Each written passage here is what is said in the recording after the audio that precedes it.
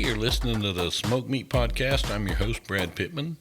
Smoked Meat's brought to you today by Joe's Underground in Augusta, Georgia, at the corner of 8th and Broad in the bottom of the Lamar building. The first time you go in there, Jeremy and the gang make you feel like family, and you are. So everybody go on down to Joe's. Great food, great drinks, great people. Remember, I goes to Joe's and so should you. Joe's Underground, the corner of 8th and Broad in Augusta, Georgia, in the bottom of the Lamar building. Today, my guest is Wendy Stuart, fit model, actress, just all-around great lady. You're going to love hearing our conversation. We had such a good time, so we're just going to go on ahead and kick this thing off here on Smoked Meat. Hey, how you doing today, Wendy? Oh my gosh, I'm amazing because I'm here with you. Oh, man. Oh, outstanding. That's a good answer. Most definitely. There you go. Yeah, I've been looking forward to this. I've doing my homework a little bit. I saw where you did a lot of the clubs in the '70s, and I actually still do. And I've always just been fascinated by the club stuff. And Real club stuff fascinates you. Is it the celebrities? Is it the lifestyle? Like, what attracts you to the club? just the atmosphere. Ah, okay. Yeah, when I was old enough to get in, maybe a little bit before, I'm not sure. I would go and just have a ball every night when I was younger. Now it would probably kill me, but. Are you kidding? Right? Are you in bed at 9 o'clock? I don't want to believe that about you because I still am out to 2 and 3 in the morning. No, But of course, clubs have changed a lot in New York. But I came to New York, right, in the heyday of Studio 54. Yeah. Can you imagine? Oh, I could, man. Just watching the documentaries and the movie, hell, the movie 54. Yep. How accurate was that you could tell from what you knew anyway? It was a pretty incredible time here. Man. Yeah, and I know everybody that was anybody that got into 54. I mean, that was just. I imagine you met one or two famous people in there. Well, here's the thing. They had this big red velvet rope up in front. Now, lots of celebrities got in, lots of socialites got in. But then there was me. I had just gotten out of college. I was a kid from the Bronx, right? And I remember my first night there, dressed totally wrong, Brad. I was dressed totally wrong. I had on like some polyester dress, buttoned all the way up to the neck. I think it was like a pale pink with brown cuffs, okay? Classy. And it was January. And I was standing outside Studio 54, okay, and it was slushy, right, because it was winter time. It was really cold. And I was probably standing in 2 inches of slush. And the guy who ran the door, Mark Beneke, everybody, he had all the power. And we would stand out there and we would yell, Mark, Mark, Mark. And he would look over the crowd. Now, for the most part, he would let the socialites and the celebrities in. But if he didn't know you, you had to really look special. So I'd be standing there yelling, Mark, Mark, Mark, Mark. And guess what happened? You wound that up rope getting never in. moved. Oh, man. That rope never moved. But, Brad, you see perseverance, right? So I looked and I saw who got in, and I said to myself, you got to have, that song from Gypsy, you got to have a gimmick?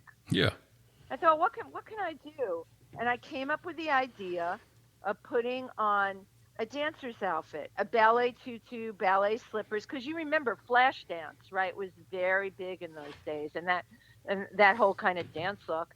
And I came there freezing cold, okay, because I didn't even want to put a coat on, in a pink leotard with a pink tutu, pink ballet slippers, pink tights, pink leg warmers, I did my hair all really big, and I got in. Nice. And the rest is history. Yeah, I heard once you got in, you pretty much got in every time after that. Well, but you still had to look great. Oh, you didn't get an easy pass. You still had to look great. They wanted everybody who was in that club to look amazing because look at some of those celebrities that we had there. Brooke Shields was there all the time. Calvin Klein was there all the time. But this is a great story that I want to share with you. There was a girl back in those days who was really trying to, make it as a singer, and she was very well known at a club called Danceteria, which I went to a lot. And, I would always see this girl there, and she would go out with the owner, so he would play her songs, right, on the dance floor and everything. And she was very ambitious, and she was tiny. And I didn't really pay much attention to her, right? Well, one night I'm at Studio 54 and I was up in the balcony and I said to my friends, who's the performer tonight? Because they always had a performer, a new person. And my friends were like, oh, I can't remember who it is. And all of a sudden they come out and they announce this this girl, Madonna. And I'm like, oh my God, I don't believe this. And she sang this song, Borderline. Mm-hmm. And I remember sitting there, Brad, with my friend saying, oh gosh, this song is so tired. It's not even danceable. She's not going anywhere. Good call, The rest is history. man. Yeah, and it's neat when you do get to see things like that. When I lived in Athens, in the early '90s, I got to see a lot of groups come through at the Georgia Theater. So, Which, wait, you were in Athens, Georgia, the home of the B 52s? yes, I love that. 2 weeks ago, I actually interviewed Fred Schneider. Guess Yeah, what? I know Fred Schneider. That's yeah. so cool. He is so awesome. He is such a nice guy, but oh, he He's shot me so nice quick. and so talented. And you know what? You remember the video of him in Rock Lobster, right? You Uh, remember how he looked and everything and his expressions. He's exactly the same as in that video, and that's pretty amazing when you think about it. yeah, yeah. He was so great, and I had written like 3 pages worth of notes. Everything about the B-52s that had ever happened. Really? And I heard that giggle. You know what's coming. I Tell me. started asking him questions, and his answer was, I mean, he wasn't mean about him. He's a great guy. I'm making sure everybody understands that. This is just a funny story. Yeah, He, he's a great guy. He is. he said that's 40 years worth of history. If anyone wants to know that, they can read the book. Let's talk Uh, about something else. I'm like, oh crap. But we still had a great interview. I mean, I had a good time with him. I just had to kind of adjust, but right, but you know what? That is so Fred, right? He's really spontaneous. mhm. And he came on and he didn't want to talk about the book. But listen, I'll talk about anything with you, my book, whatever you want. You just throw it out there. I'm there for you. Outstanding. Yeah, there's no telling what we'll talk about on this thing. I've started out talking about people, and then asking about their movies and stuff, and next thing you know, we're talking about Bigfoot. So I Right? mean, You just never know. But yeah, you brought up Studio 54, right? yeah, Oh, did you ever have anybody on the show that had worked with Andy Warhol at all? I have not. Okay, well, this is my good story. So one night I'm there, and Andy Warhol was there all the time, and you know what he looked like? He had that flat, very white hair, the dark glasses, and very like he kept to himself, very odd personality, right? Hmm. And there was a VIP area, but the people in the VIP area could see all the regular people. And I had become a regular person at Studio 54. I had gotten a couple of write ups in a lot of the publications. People talked about me because they said she dances alone. And there was a very famous journalist at the time, Earl Wilson, that wrote a whole column dedicated to me about how I would go to Studio 54 in my ballet tutus and dance on the dance floor till 4 o'clock in the morning, often closing the place down. And I danced by myself all night, whether there was someone who wanted to dance with me or I was the only one at the end of the night, right? Because I love to dance. So Hmm. Andy's watching me dance one night, and he all of a sudden sent somebody over. I don't remember who it was, and had me join them in the VIP area. And they had champagne, and he started talking to me about being in his next film. And I only knew Andy from like soup cans, right? That's what he was Hmm. he was famous for. Yeah. And and he was famous for another film called like Empire, where he just had the camera on one person for like 1 hour, and that was the movie. Nobody spoke, nothing. So, I knew he was out there, and he talked to me about being in a movie with Joe D'Alessandro, who was a huge, like, very handsome sex symbol at the time, gorgeous, gorgeous guy, and definitely movie star. So that seemed really appealing. And I said, "Oh my gosh, I'd love to do a movie with Joe D'Alessandro, Andy." And then, so like, I was pretty new in New York, and I said to him, "What am I getting paid?" Because when you're like 21 years old, that's how you think. Yeah. And he said to me, "Well, I'm not paying in regular money. I would give you a painting." Better And than money. yeah, well, wait till you hear what I said. I stood there and I thought about it, and I thought, oh, I said, I really need money now. I couldn't possibly work for a painting. And he looked at me, and that was that. So, Brad, don't you think I wanted to just kick myself for that? Oh, every day. There's not a day that I don't think about that I miss my big opportunity. Yeah, you never know. He could have painted Bean with Bacon just for you. Yeah, right. Gosh, he could have put me on a soup can. But the Oh, cool man. thing about Studio 54 was, and it's something that you doesn't really happen now. You could just be like a regular person, and you could really change your whole life by going there like magic. It was like a very, very magical place. And there's not many things where that will happen, nowadays. But that we're talking about the 70s, which was a totally different time. Yeah, like I say, I was a kid in the 70s, and a lot of people say, oh, I hated the 70s. I loved them. Oh, Everything they was were just great. neat to me. We had the Evil Knievel stunt cycle, for God's sake, the best Oh toy yeah, of ever. course. Oh, Are you a big Evil Knievel fan? I've always been a big Evil Knievel fan. Oh, yeah. Are you a motorcycle person? Not really. I tried riding once, and I did all right until I laid it down in my driveway and got about an 8-inch gash in my leg. Oh my And I said, gosh. this is not for me. I'll wind up killing myself. Yeah, it wasn't for you. You didn't get back up on the horse and try it again. No, no. I wished I would have, but I broke a foot peg. Well, I broke several things on it. Are you kidding? Yeah, Okay, that wasn't for you. There you go. yeah. Well, my driveway was a steep incline with about 2 inches of gravel in it. Oh, forget it. You can put a bike on there. Forget it. Yeah, yeah. Pretty much. I know that now. Sometimes we have to learn the hard way, don't we? It Listen, definitely. I'm not a daredevil myself, but you know if you read about me, right? The area I am a daredevil in, I make films where I go to remote areas of Africa Mhm. and tell stories that I think nobody else is telling. And we have a documentary out. The we being my husband's the shooter and I'm the on-camera host. And we went to Cameroon to make a film about gorilla and chimpanzee rescue. Mhm. I have been within 6 feet of a gorilla, if you can believe that. Nice.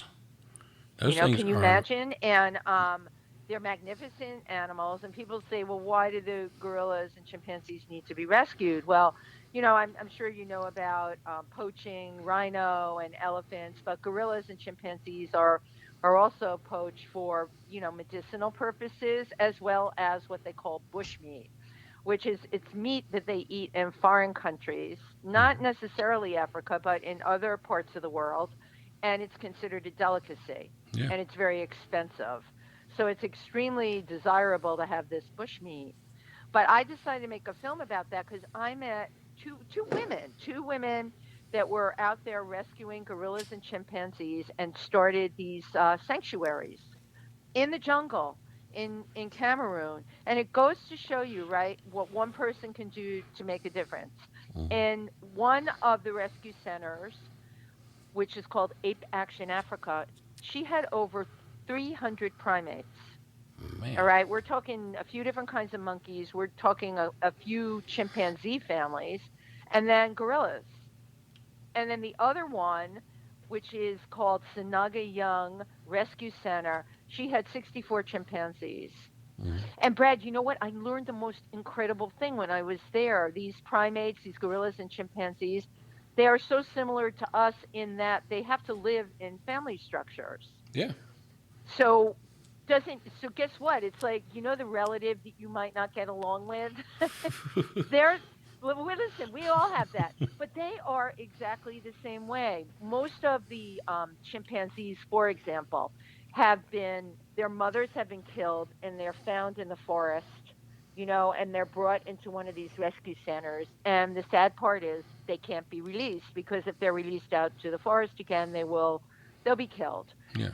So they have to live their life in a 4-acre enclosure. Now that is a lot of space and it's a good thing for them. They'll be protected, and it's they can live, as I say, they live their chimpanzee life that way. But what's super interesting is when they bring one of these babies in, as the baby starts to get older, they will introduce it to any one of these chimpanzee families, and There's probably like it, there's 8 enclosures and around 7 or 8 or 9 chimpanzees in a family. So just because you get introduced to a family doesn't mean that you'll be accepted. Hmm. All right. If there's a what they call an alpha male, a really dominant male, and this is a male chimpanzee, they can go to war. Hmm. And when they go to war, they fight the way people do, and they will fight until one kills the other. Oh man. So it's very much a trial and error kind of thing to see, who gets along with who. Hmm. Yeah, that would be awesome to be the crazy uncle gorilla. All right. That would be me. I'd You be would be that the one. Everybody's crazy. sitting there doing their gorilla thing, and I start walking up, and they're like, "Oh crap! Y'all just ignore him, Well, we ignore him." call them the alpha male. You would be the crazy uncle alpha male. Yeah, yeah, that would be me. That would be just awesome. But But I'm it's glad that. really cool to be able to like go there and do that and tell those stories on film. And that film won an award for the best documentary at the Chelsea Film Festival, and it's called Whisperers and Witnesses: Primate Rescue in Cameroon. But you know what I'm working on now? I'm working on a very cool film now. Do you know a lot about therapy dogs and rescue dogs? I do. I actually had a therapy dog for a little while. You did, I so you did. know about this. Yeah, yeah. Well, we decided to make a film about it, and what fascinated me about therapy dogs and rescue dogs, first of all, they all perform different tasks. For example, I interviewed a journalist that has epilepsy, and that dog has been trained. Dharma can smell when Jonathan is going to have a seizure, and this is before it happens. And she goes and she starts to paw him to tell him it's time for him to take his medicine. Can you imagine? That is awesome. Dogs are just amazing. They're so You know. smart. Yeah. And the one I had, I actually had a blue healer, You and didn't. yeah, I love healers. his So you his got yours from the South, right? Healers yeah. are big in the South. Well, his name was Moose, and we actually rescued him. We've got a vet there where I'm from in Thompson that they're a no kill shelter. They'll Right. keep a dog forever. And That's wonderful. I had 2 strokes, and Oh no. it Wow. it helped. I got some ticks from those, and it brought up a raging case of PTSD from 30 years on the ambulance, and I was having a lot of problems. And I just went by there one day, and I met him, and I'm like, "That's a cool dog." And I went home and I told my wife about it. I'm thinking about getting a dog. I don't know, and because we have 2 smaller ones, a little Jack and a little toy poodle, and they love me, but they're mama dogs. She sits down and they're right by her. And I came home one day and no, she came home from work, and I walked outside and Moose was standing there. And I tried to get him trained as a therapy dog, but it's funny. Unless you're a veteran down here, you can't get your dog trained.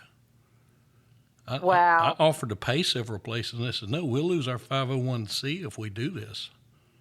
So that's really wait, because I'm making a film about this, and in my film, these are dogs that are actually given in some cases to veterans. Yeah, They're given, and that training's really expensive. It's around $12,000 to $15,000 yeah. to train a dog to deal with PTSD, and you couldn't get the dog trained. No, I could not. And Wow. I had him for, probably about 3 months. And I had gone back to work finally. And my wife called me and said, well, Moose has bitten my youngest daughter in the face. Oh She said, no. he Oh. wasn't mean. She startled him. And, you know, I've got a temper sometimes, and the strokes did not help that a bit. I had a period where I went through a lot of rage, Sure, of and course. I was ready to get in my car and go home and put a bullet in this dog's head. And Wow. I mean, my kids are they're my kids. And I asked her, I Right. said, is she bleeding? She said, no, he did not draw blood, and he didn't mean to. And so I stayed at work, and I went home the next day. I had calmed down some, and I said, I can't do it. And I took him back to the vet's office and explained it to him. I said, I can't. So, I don't want to hurt him, but if he hurts one of my kids, I'm going to, You and you I can't have don't a want dog to. like that with kids. I tell people that. Yeah, and I mean, I say kid, she was 15, but still, and No, but you can't. Yeah, It's not a good fit. yeah. And well, I called them first, and they said, "Well, bring him up." And when I took him in, I started to talk to the girl that got him, and I just started crying. I left. I said, "Here." And on the way home, I had to pull over. I haven't cried that hard in a long Oh, time, and well, you I were miss him. devastated. Yeah, I mean, I miss him. He was a good dog. He was hilarious because my oldest daughter, the way our house was set up, we had a great room and the kitchen was right off of it. The dining room was off of it, and there was a little hallway. It was kind of like a big circle. And just to aggravate her, he would herd her into the kitchen. Yeah, they're hurting dogs. How Yes, funny is it that? was Those are working dog hilarious. healers. That's Yeah, what they've been bred for that. that was the funniest thing because she could not That get is out of that so kitchen. Even so funny. if she tried to go around the other way, he would meet her over there. It, That's what they do. He was performing right what he was bred for. Was the vet able to get him another home? yeah, they got him another home, a nice little family, and my daughter actually knew the people, and she talked to him several times, and he's happy and healthy and good. So And he's doing well. And I mean, you yeah, know what? Even though it broke your heart, you did the right thing. yeah, Sometimes you got to do that. You brought up a really good point, though, the cost of training a dog for a veteran who has PTSD. These dogs are amazing, and this can go for anyone that has PTSD. That $12,000 to $15,000 is just what I learned to train a dog. And that's why a lot of these non for profits, especially with veterans, they do pay for it. yeah, Okay, but then what I've learned, this is so interesting, that they can have a dog picked out for you, but when you meet that dog, if it doesn't go, they usually most of these places have three dogs in mind for a person. mm-hmm. And it's like any adoption, right? You kind of have to make sure that it's a marriage, because it's a living thing and it's going to be living with you, and got to make sure that the dog will service the person Yeah, that it's with. So they have to. It's a matchmaking thing, and they have to make sure that the dog and the person get along together. And sometimes that doesn't always happen. I know part of my film is about the Seeing Eye Dog Foundation mm-hmm. and how they pair the dogs up with people. What's really cool about Seeing Eye Dog is they take these dogs when they're puppies. They are often golden retrievers, Labradors, and some German shepherds. And they put them with actual families. So, and I'm thinking, like you said, you had a family like yours would get the dog when it was a puppy. You'd commit to a year, and then at the end, and you would take these classes, right? So Mm-hmm. the dog would start to learn how it has to behave as a seeing eye dog. And then at the end of the year, the family has to give the dog up. And one of the things that was interesting to me is I interviewed some of the kids of these families. Now they kids, and even us, we get attached to these animals. Yeah, And these two little boys, they were so cute. I said, "How do you feel at the end of the year that you got to give the dog up?" And it was unbelievable. They both brothers said, "We're really okay with it because it's going to go to a person that can't see, and the dog will be their eyes, and we know we did something good." mm-hmm. Now, how incredible is that to build awareness in kids? Yeah. That's awesome. And that gives you a little bit of hope for the future. It totally gives you hope for people. And then I followed through on one of those dogs to see who the person was who got the dog. She already had a seeing eye dog, but they had to retire him because they reach, I think, like 8 or 9. They can get hip problems, and then they're not so good for a person that isn't sighted. So what the Seeing Eye Foundation will do is you can keep your retired dog, but they give you a new dog that, for instance, her new dog could count the steps to the supermarket. Can you believe that? That's pretty The cool. dog is just unbelievable. It's unbelievable. Now, the other kinds of dogs, the rescue dogs, I started to become really interested in them when we had 9/11 happen, because you remember how hard those dogs worked to find people? Yeah, Everywhere, every newspaper you picked up, there was a picture of a dog.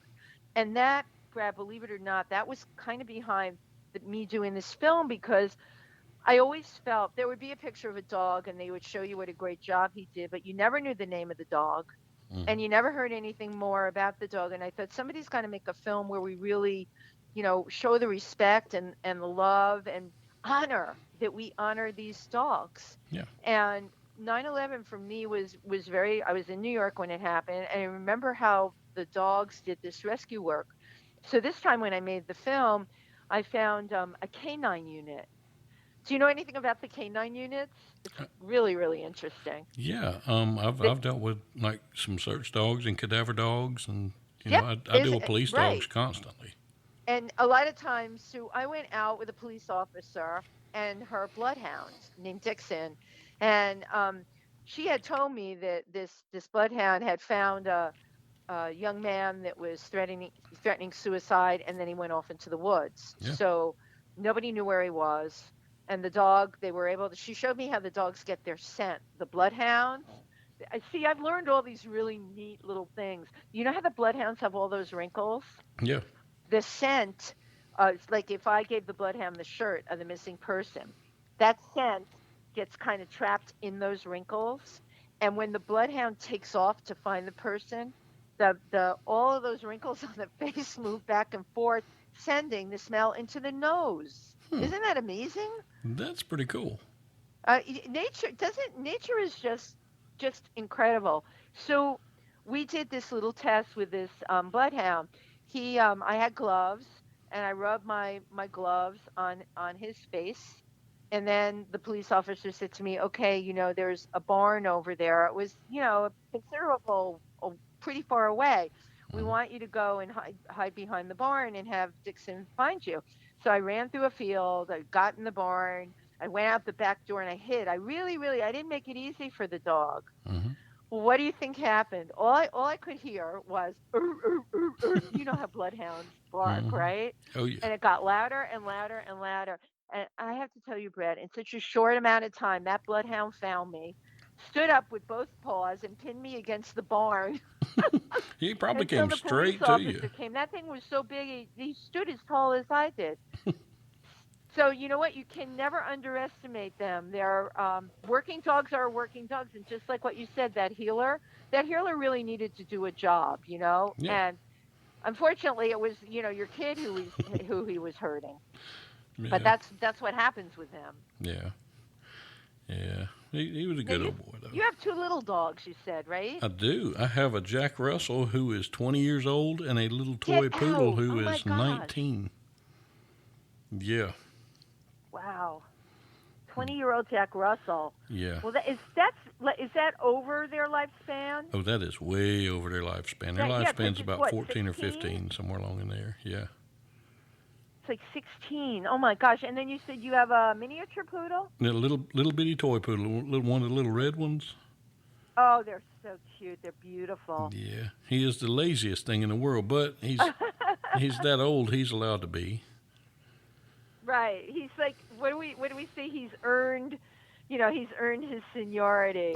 Yeah, He's definitely. living la vida loca. Well, I have a long-haired Chihuahua, Ah. and I am very partial to that breed. Just they're so damn smart. I mean, so are poodles too, and Jack Russell Terriers. These little breeds are just like, and I'm sure anybody that listens to this is there shaking their heads. These little breeds are brilliant. Oh yeah. They're absolutely brilliant. And anybody My says, little Chihuahua understands words. oh yeah, anybody that says that dogs don't understand is fooling themselves. Yep, they are fooling themselves. And again, from making this film, I've absolutely learned so much.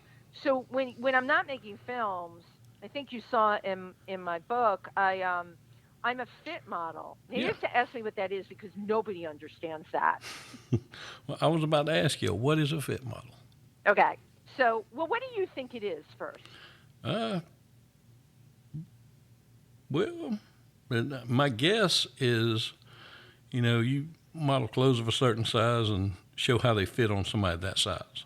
You win the prize. You're the first person I got that skills. guessed it. I have to tell you, how did you know that? That's amazing. I'm brilliant. You're the first person that's guessed it because when people hear fit model, they say, "Oh, you're a fitness model." No, I'm a fit model, Mm-hmm. And you hit the nail on the head. I am what they call the standard American size 8, Mm-hmm. and I work with designers to make their clothes fit regular people. Mm-hmm. So people say to me, "Well, what do you mean by that?" Well, for example, uh, for you, what's a brand or designer or a place you like to shop? Tell me, Brad. I'm a Walmart boy. I am notoriously cheap. You're cheap. Yep. Okay.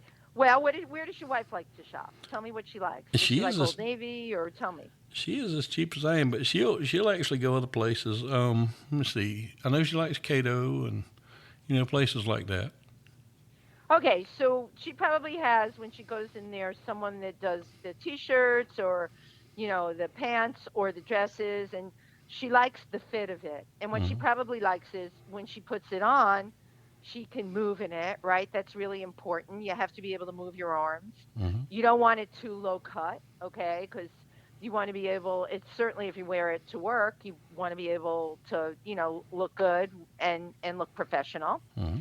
And one of the biggest thing is you want to feel gorgeous, right? A pretty print or a pretty color that would attract somebody to buy a dress. And my job is to work with designers, and I put the clothing on, and first I tell them how it feels, right? If I can move in it, if I feel like I look slim in it, right? Mm-hmm. Nobody wants to put on something and look 3 sizes bigger. Nobody. Yeah. Even if they are 3 sizes bigger, they still want to put that on, and they want to, their shape to look gorgeous. Not everybody has to be a stick. I don't fit for sticks. I fit for, women, Yeah. right? Normal people. But when Yeah. they're wearing that dress, they want to feel good walking, talking, and just living their best life in that dress. Mm-hmm. So my job is to work with designers to do that. Now, a lot of the clothing that we see in the stores, let's even take like JC Penney, a lot of the clothing originally started on a runway in Paris, and it was a tiny little piece of clothing, and they put it on a 15-year-old girl. And then designers see that and they want to interpret it for themselves, right? So they Mm-hmm. make a sketch, and I work with that designer who's making that sketch, and then I help them come up with the measurements. And then we have a pattern made. And then the first sample is usually made overseas. And then that sample comes back and I try it on. And that's where I came up with my motto: I cover the asses of the masses. Let's face it, I'm trying on clothes all the time, right? That's my job when I'm fit modeling. And my job is when you put pants on, you don't want to be getting a wedgie. You want to be able to move in them. You don't want them too baggy, Yeah. right? You want them to fit you so that you feel that you look good. It's the same for men too. So that's what I do. That's what a fit model does. Very cool. It's cool, right? That's cooler than the other side of my pillow. I Oh like yeah. that. Yep. That's a good So, expression. so you're pretty much plugged into the fashion world then. I am plugged into the fashion world, but let's talk about the fashion world now. And this is so everything I told you in my book and all that changed March 12th Mm-hmm. when they shut down New York, right? Yeah. And I thought to myself, what am I going to do?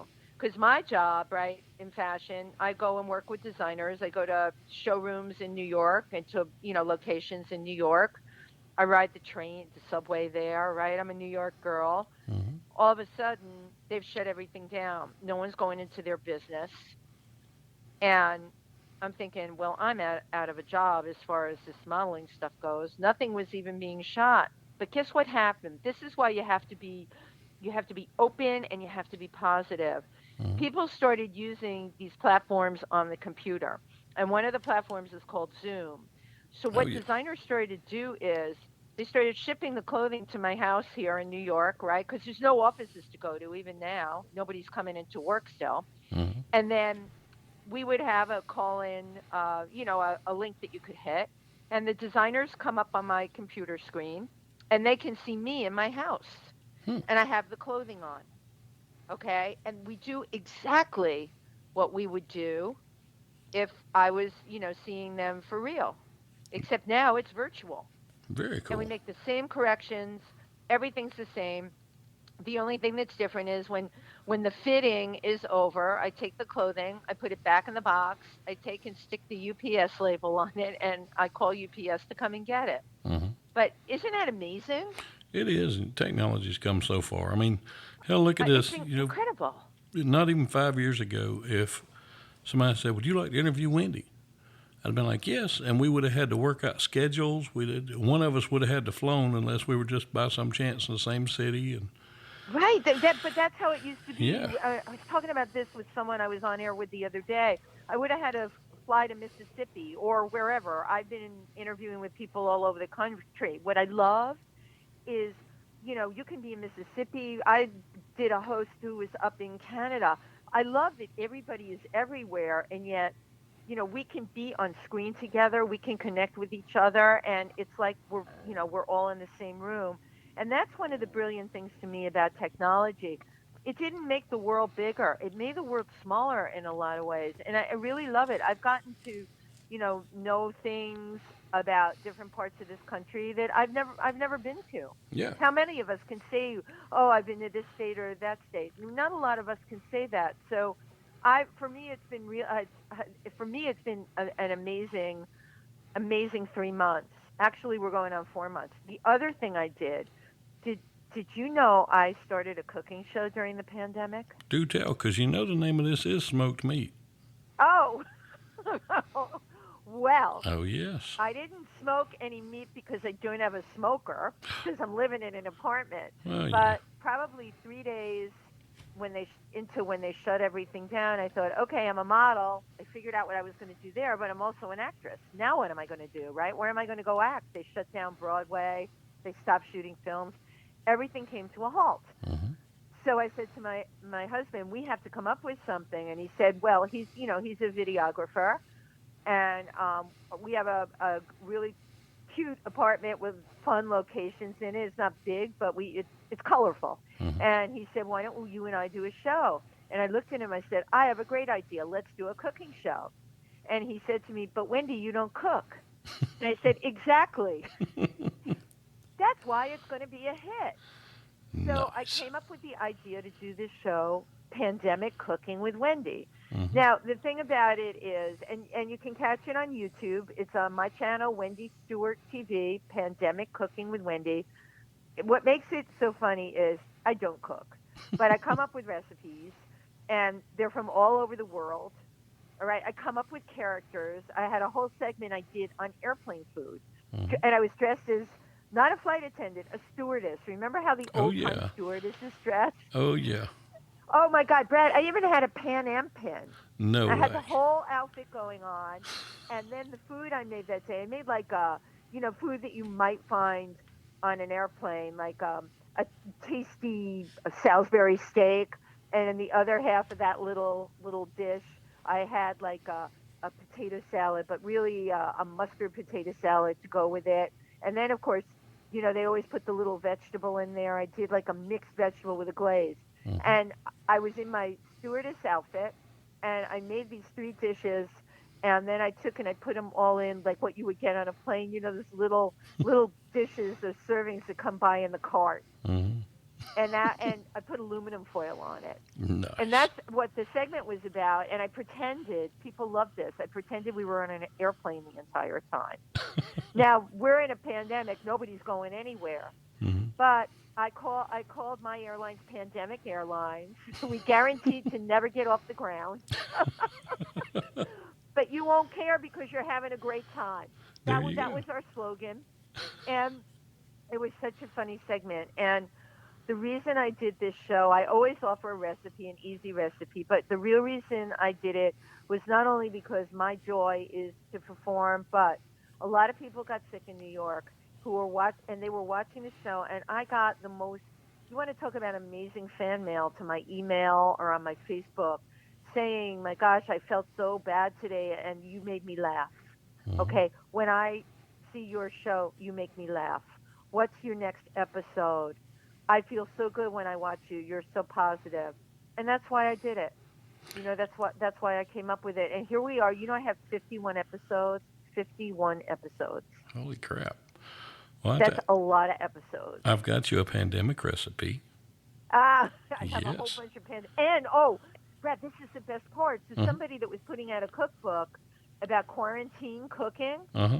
saw my show and said, I want to put you in the cookbook. Oh, sweet. And I had a recipe that I had gotten from a friend of mine who's a nurse. It was Nurse Jed's truffle coated chicken. And oh my gosh, it's such a great recipe. You take the chicken and you put it in truffle oil, right? That's a little different. Uh-huh. And then you put it in mayonnaise, right? So the outside has got truffle oil and mayonnaise. And then this is the best part, right? We're talking like a chicken breast or chicken leg. You Uh-huh. put it in a truffle potato chip bag and you crunch up the potato chips in there Uh-huh. and you shake it. It's kind of like shake and bake, right? Remember Yeah. shake and bake? Oh, yeah. Except you're Shaking, using bacon, these I truffle helped. potato chips.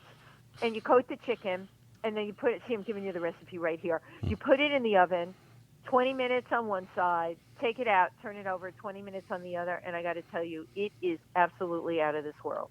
Hmm. Well, you see Out that of this world. So you that's heard it right here, awesome. Pandemic Cooking with Wendy. But the one thing about it, in a pandemic, and if you're quarantined, who has truffle oil? Right? But Isn't that here's you great a to be able to true do one. that? Here's you a true one, because I'm also a prepper. I don't prep against the government and all that, because if they want me, they're going to come get my big ass. Yeah, they will, right? And I prep for things like this or hurricanes, things like that. Just to protect my family and where we can eat and have what we need. And several years ago, Absolutely. So were you prepared for this? yeah, You were. yeah, I know other people that I spend a lot of my weekends in Pennsylvania. I have a place there, and the only thing I beat myself up for, I didn't have New York. It would have been a lost cause. We were too far gone here. But if I had really done my house up right in Pennsylvania, I would have been totally ready for this. We got really caught in New York City, and if you've got enough space and enough room, you can get, you can buy food and everything you need ahead of time. yeah, And you were probably totally ready.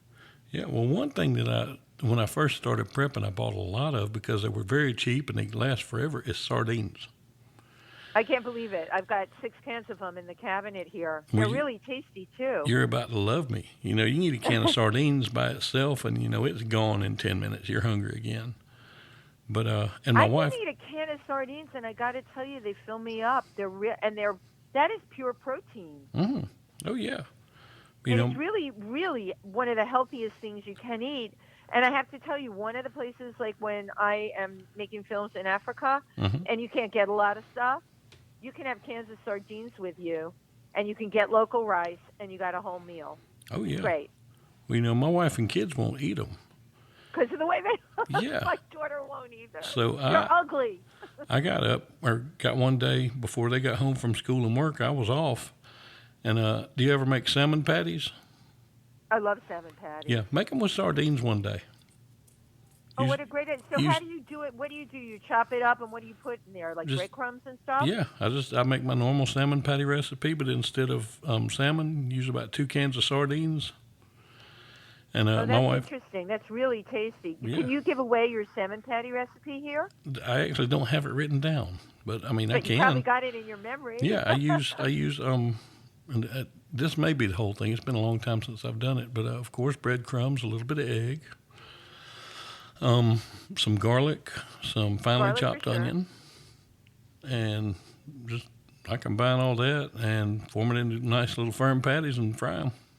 That's great. Yeah. You know what I'm going to do tonight? I'm going to try and do that. I've got cans of them in there, and I really couldn't figure out what I wanted for dinner, so I'm going to try one of your recipes. Yeah, and it's amazing. And not having a smoker, I have you a solution for that too. Tell me. Now it doesn't actually smoke the stuff, but it gives it a good flavor. It's a thing called the smoking gun. And I like the name of it. Oh, it's amazing. I've got one of them, and I like to smoke cheese, but I don't have a cold smoker. And I'll take mozzarella or Gouda. It does really good with Gouda. And I'll melt some of it. Oh, that sounds great. I'll put the tube in there and you put little bitty wood chips in it and light those and pull the trigger, and it's a little fan that blows through this tube. And I'll just mix that smoke flavor in with it, and it's so good. And it's called, The, what, tell me what kind of smoker the, it is. I'm going the, to look it up the after I get smoking this gun. the smoking gun. And Yep. it's really easy to use, right? Yeah, simple to use. It's simple to use, and it's not a big thing. It's a small thing. Yeah, it's small. Wow. Yeah, I mean it's a wonderful thing, but you need to Do I get you have to one. be outdoors to use it? No, no, it's battery So, powered. You just use it in the house. so I can use it in my apartment. I'm not going to burn my apartment down in New York, am I? No, you're not. Okay, I'm holding you to that. You are not. It's a great little thing. I love mine. Well, Oh, that's great. Now I'm getting hungry. Oh, yeah. let's talk about food. Oh man. Well, Wendy, I tell you, I've had a blast with you today. You know, anytime you want to be on here, all you gotta do is call and say, "Hey, fat boy, I want to talk. Let's get on the air. Chop chop." And Well, you're you know welcome. what? You just sit tight and wait, cause I will be. I have that, film coming out. I have a lot of things I'm working on, and going forward, I have a lot of projects. You can tell I'm always the kind of person, my wheels are always turning. So I'm going to take you up on that invitation. Hey, all you gotta do is holler. And I all I am got to do is flexible. holler or call a number. There you go. Brad, thank you so much today. And here you go. I have the cooking show, but guess what? I ended up getting the cooking tips from you. Now that's not right. It should have been the other way around. It works though. Do you want me to give my social media handles to everybody Yes, and where they can get please, my book? please do. Okay, so my book is called She's the Last Model Standing. It's available on Amazon and on Kindle. My social media is on Facebook, Wendy Stuart. My films on Facebook are Visual Journeys or Stories. On Instagram, I'm under She's the Last Model Standing. My website is www.wendystewarttv.com. And last but not least, my YouTube channel, where you can find Pandemic Cooking with Wendy. We have 51 episodes up, is on YouTube under Wendy Stewart TV. And that is the whole kit and caboodle. Outstanding. Outstanding. Everybody make sure y'all go there. Make sure y'all get this book and watch these documentaries. And really great talking to you, and you stay safe today. I'm definitely going to. Okay, be well.